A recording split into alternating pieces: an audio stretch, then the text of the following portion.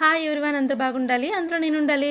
ఎండాకాలం వచ్చిందండో, వేసవి సెలవులు వచ్చేస్తున్నాయి. వంటపాట్లు కూడా పెట్టేసే ఉంటారు కొన్ని ఏరియాస్లోని.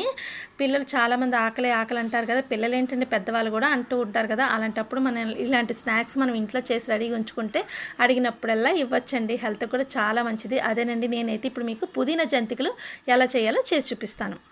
పుదీనా ఫ్లేవరే లేకుండా ఉంటుందండి. చాలా టేస్టీగా ఉంది, కరకరలాడుతూ ఉంటుంది. మీ ఇంట్లో అయితే పుదీనా జంతికలు అని చెప్పకండోయ్, గ్రీన్ కలర్ జంతికలు అని చెప్పండి. చాలా టేస్టీగా ఉండి తింటారు కూడా పిల్లలు. ఎందుకంటే చాలామంది పుదీనా ఫ్లేవర్ ఇష్టపడరు కదా.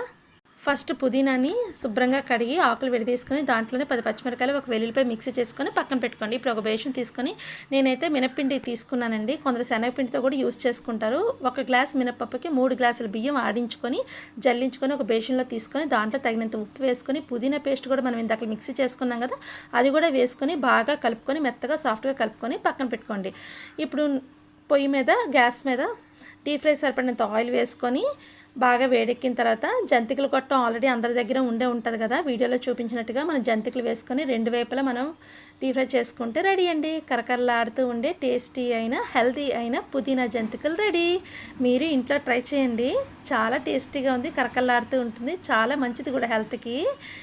అందరూ చూస్తున్నారు, సబ్స్క్రైబ్ చేయండి, లైక్స్ చేయండి. Thank you for watching. Bye bye.